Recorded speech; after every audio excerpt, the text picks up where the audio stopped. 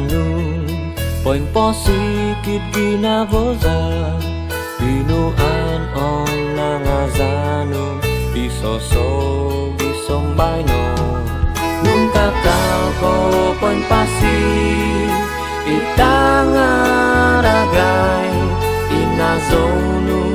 miaganu hunabahu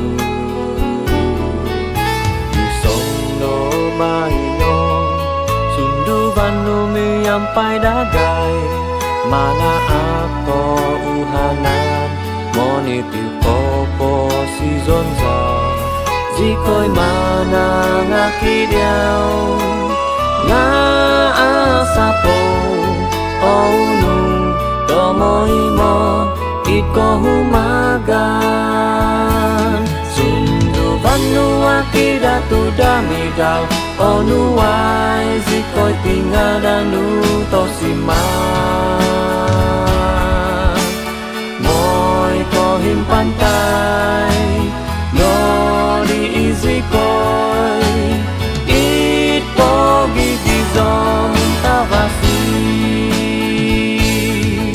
iziaw nagaan nabantu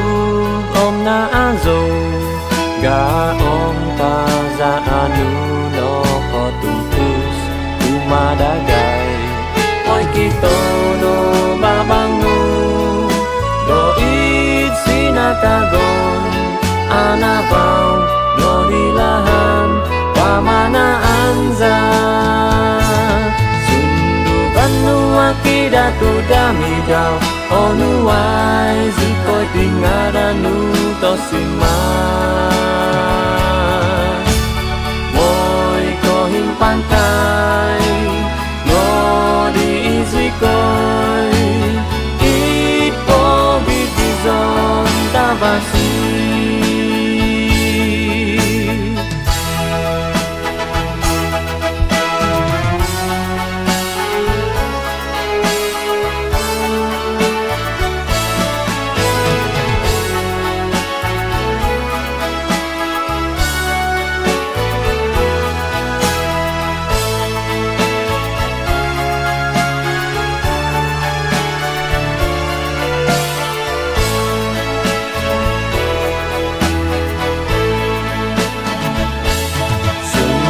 Panu akidatu damidaw onu ay zikoy tingadanu tosiman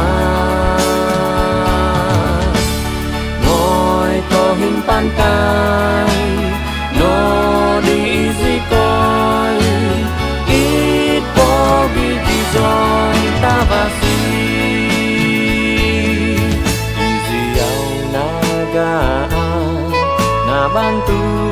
om na azo gaon tazaanu no kotumpus tumadagay oy kito no babangu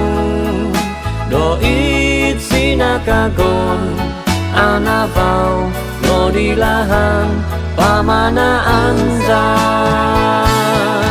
anabaw no dilahan pamanaanza